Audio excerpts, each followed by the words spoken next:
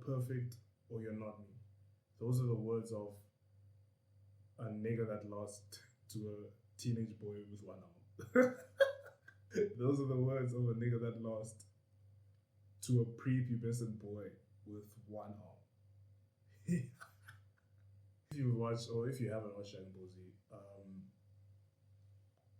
quick rundown, not of the whole show, but of this particular fight. That quote comes from a character named Cell. Dragon Ball Z is about characters climbing and ascending and ascending and getting better and getting better, right? And how Cell got better is that he absorbed other people, and him climbing and getting better from absorbing people, he climbed to the point of perfection. He called himself Perfect Cell, right? He absorbed a whole bunch of characters within the show that are very strong, and then he ascended to the form Perfect Cell, right?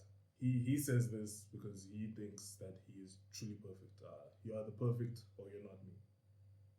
He says it because his final form is perfection. And in the show, Perfect Cell, he's whooping niggas. He's having his way with all these Dragon Ball Z niggas, having his flipping way. All the Z Force guys or whatever, he goes at them, defeat. I think he even kills Goku. Don't quote me. I think he kills Goku, maybe. Or Goku's he's down. He's down for the flipping count. The ref is going. The ref is going. Goku's not getting up. Then Cell fights Gohan, Goku's son. Goku's the main character of Dragon Ball Z, if you don't know. And Goku's whole thing is that he loses the fight, goes back, trains, comes back, beats the guy that beat him. That's his whole thing, that he's constantly ascending. There's no final form to Goku because he keeps on getting better. He unlocks Super Saiyan, or he unlocks Ascended Saiyan, bang, then becomes Super Saiyan, then be Super Saiyan 1, Super Saiyan 2, Super Saiyan 3, Super Saiyan Blue, Super Saiyan God, Ultra Instinct, like he keeps ascending, that's his whole thing. So his son is Gohan. Gohan, he doesn't care for the fighting stuff, but because his dad is a fighter and all that, he's sort of forced into this. He's forced to train his mentor Piccolo, some other green guy. He's forced into that, and not that he doesn't have a choice, but he's in this position. And Gohan, from what I remember, spoiler, but also not a spoiler, the show has been out for like 30 years. Not even 30 years, for maybe 50 years, I don't know.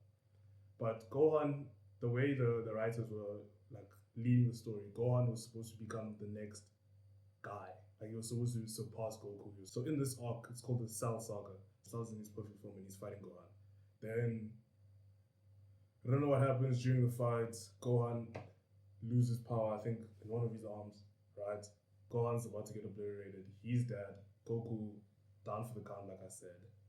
Then Gohan does something we've never seen before in the show. He does Goku's ultimate move, which is called a Kamehameha. I think, bro, you should know what the Kamehameha is. Usually Goku comes from here to here, Kamehameha. We've all seen it, we all know it, we all love it. We all get gassed when he throws it. In this situation, Gohan doesn't have arm. He only has one arm. He's fighting with one arm. Gohan cocks back and he throws Kamehameha with one flipping arm.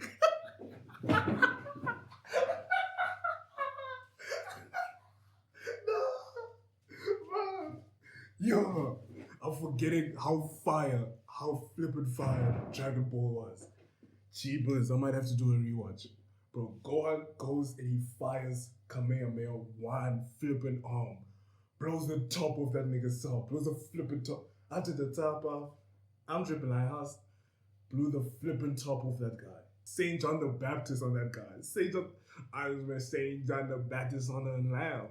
Can't really remember how Cell Saga ends, but that's sort of the climax. That's the peak.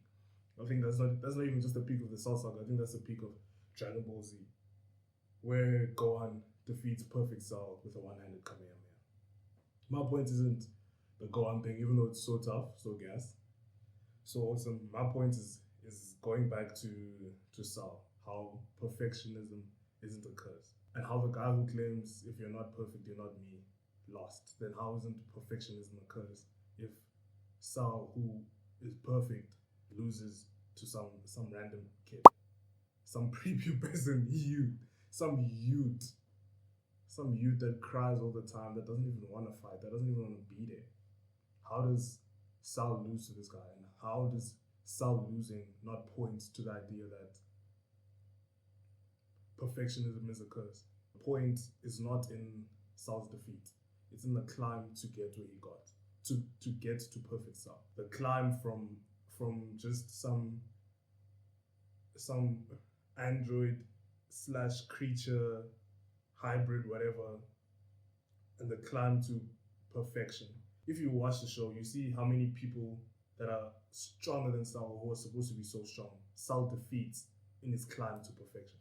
Yes, he loses to Gohan at the end of the day, but that's not the point. The lesson is in the climb. Sal's accomplishments come not from him being perfect, but for him chasing that form, that perfection. Comes from him trying to be perfect Sal. That's when he beats Goku, Vegeta, all the guys, all the guys. He beats them, but he doesn't beat them by being perfect. He beats them in his pursuit for the final form, which is perfection. And that's why perfectionism isn't a curse if it's utilized correctly. Merriam-Webster defines perfection as satisfying all requirements. That you are perfect when you are complete. And that is what perfectionism should help you chase. It should help you chase the idea or the concept of being complete. How do you become truly complete? How do you become perfect? It's very simple. How you become complete or you become perfect. You climb. It's simple as that. Like Sal did, you defeat your adversary, whatever. Adversary. Who am I feeling like? Adversary. But you defeat all of these small, not these lesser people, but these things that are close to or equal to you. You defeat them and you take what you can from them, and then you climb and you continue to progress. It's exactly the concept of getting 1% better every single day. That's what you hear from all the greats, all the guys, the Alex Hormozis or the Cristiano Ronaldos and all those sort of guys that preach hard work, discipline, all that sort of stuff. They, like Cristiano Ronaldo, if you asked him if he was perfect, he'll just smile at you because he truly does believe he is. But the way that you get to that, the way you get to Cristiano Ronaldo level, is by chasing perfection, is by trying to be the most complete. Because perfection is equal to completion. The way you become as great as you possibly can, the way you reach your potential, as they say, is by the constant pursuit of perfection, the constant pursuit of trying to get better. That is what perfection is. It's chasing completion. Completion comes from getting progressively better. It's like a campaign game, like Spider-Man or Call of Duty or whatever. Or is it Elden Ring or Lord of the Rings? I think Lord of the Rings it's like a book or TV show or something. But like Elden Ring or whatever, in the pursuit to defeat the final boss, you become good enough to defeat the final boss. You get what I'm saying? You think Cristiano Ronaldo was like at the beginning of his career, I'm gonna score close to 1,000 goals? No, he took all the little steps that made him a better and better striker or better finisher or better football player. And in doing that, in chasing that perfection, chasing that peak, he got all the accolades, the Ballon d'Ors, and all this sort of stuff, and he got close. Well, he got to whatever he is at now, close to 1,000 goals. But he didn't get there by trying to score 1,000 goals. No, he got there by trying to be the most perfect footballer that he possibly can. And many people will tell you that chasing this perfection is a curse. I saw this video that spoke about how you aim has a big impact on what your decisions are or what your life will look like. Because this is the example this guy gave is that if you flirt with your wife, then it's awesome. You flirt with her, or the girl that you want to be your wife. You flirt with her, bang, you get married, cool. That's good. You flirt with your neighbor's wife, bad. Flirting was done, but it's where the aim is that was the problem. It's where the gun is pointed. The gun is not the problem. Perfectionism isn't the issue. It is where the gun is pointed. It's where your intentions are. Why are you going in the direction that you're going, or where is your gun pointed? That's the question. That's the question you have to ask yourself. Where is your gun pointed? Because the pursuit of getting better, or the pursuit of being as great as you possibly can, isn't wrong. That is right. That is great. Perfectionism isn't your enemy. It's your friend. It's what's going to help you get to where you truly want to get at. People that tell you that it'll destroy you, perfectionism won't destroy you. It'll let you become something that you could never imagine. It'll transform you. And I think that's the whole point of it. That the constant pursuit of trying to get better or trying to be something so much higher above you, something that you are not, is the whole principle of transformation. That if you want to become the successful businessman, you have to transform yourself into that. That and that standard that you have to hold has to be much higher than where you are at. The pursuit of perfection is good, it's great, it's amazing. It helps you build discipline, it helps you transform the person that you are. It helps you do things you've never done before so you can have things that you've never had. And that is what perfectionism or the pursuit for perfection is. You have to fight all these battles, defeat all these Z fighters to be able to get there. But there isn't the goal. What you get here is the goal. What you get in the climb is what you benefit most from. Like the example I gave of Cristiano Ronaldo, top of the world, right? But did his accolades come from being at the top of the world? No. His accolades, the Ballon d'Ors, the goals, the records, the Mr. Champions League, all that came in the climb to perfection, or in the climb to be the greatest football player that he possibly could. All of that came in the climb. So don't let people tell you that perfectionism or the pursuit of perfection is bad or it will destroy you or it works against you. No, it can only work for you, but that is determined by what you're aimed at. Perfection will work hand in hand with you to be able to get you where you need to get. That constant want to be better and that constant attempt to be better, because that's what perfectionism is. Perfectionism is the the the artwork that you have.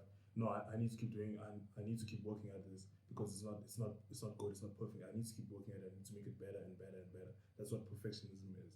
That you want something to be better and better and better and better. And what do you lose from whatever you're making, whatever you're trying to be, being as best as it possibly could? You lose nothing. So you have to pursue perfection. You can't lose that way. If you're constantly chasing, constantly trying to get better, constantly trying to become the best version of yourself and or make the best art that you possibly could, how can you go wrong? How can anybody tell you that you're doing wrong or you're going wrong? Impossible. C'est impossible. Perfectionism isn't a curse. And the pursuit of perfection is the greatest pursuit you can be on. The pursuit of constantly getting better or trying to transform yourself into somebody that you're not, but constant progress towards that is one of the best pursuits. It's better than the pursuit. It's better than that Will Smith movie, that funny Will Smith movie that none of us have seen, but we all know of. Pop it on the screen. That's what you should try to do. Chase that perfection. Constantly try and get better. Constantly try and get as high as you possibly can. Look at the story of Saul. Yes, he lost when he was perfect. When he was at the perfect form, he still lost. But all that he gained in the climb. Cristiano Ronaldo. Yes, bro, he just got knocked out of the World Cup just recently. And bro, my heart broke at that flipping sucked. Maybe that's not what he wanted for himself, but for him to solidify himself as the greatest football player of all time, he had to win the World Cup now because Messi won it 4 years ago. And yes, he didn't get that, and yes, the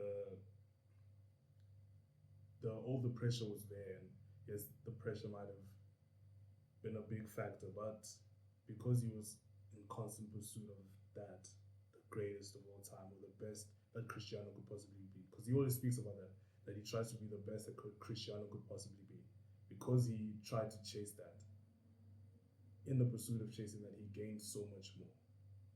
And that's what you can gain in chasing perfection, in chasing the best possible version of you. The pursuit of perfection or perfectionism isn't a curse; it's a gift, and the pursuit of perfection is the greatest pursuit because it allows you to achieve more than you could possibly imagine. But yeah, that's me. That's all I've got for you here. Live large, love often, and I'll see you in another life, or probably see you tomorrow.